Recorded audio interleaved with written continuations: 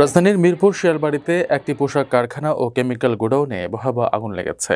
মঙ্গলবার 14 অক্টোবর সন্ধ্যায় ফায়ার সার্ভিসের পরিচালক operation lieutenant colonel Mohammad Tajul Islam Chowdhury নিশ্চিত করেছেন, ঘটনাস্থল থেকে 16 জনের মৃতদেহ উদ্ধার করা হয়েছে।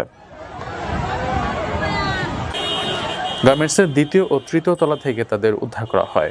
ফায়ার সার্ভিস জানায়, কেমিক্যাল গোডাউনের আগুন এখনও নিয়ন্ত্রণে আসেনি। গোডাউনে 6 থেকে 7 প্রকার কেমিক্যাল থাকার কারণে আগুন দ্রুত ছড়িয়ে পড়ে। গার্মেন্টস অংশের কর্মীরা বাইরে বের হতে পারেননি, ছাদেও উঠতে পারেননি। আগুনের খবর পাওয়া মাত্র ফায়ার সার্ভিসের প্রথম ইউনিট ঘটনাস্থলে পৌঁছায় সকাল 11:56। পরবর্তীতে আরও 12 ইউনিট যোগ দেয়। প্রত্যক্ষদর্শীরা জানান, প্রথমে পোশাক কারখানায় বিস্ফোরণ ঘটে এবং মুহূর্তে পাশের কেমিক্যাল গোডাউনে আগুন ছড়িয়ে পড়ে। সেনাবাহিনী ঘটনাস্থলে গিয়ে জনতার ভিড় সামাল দেন।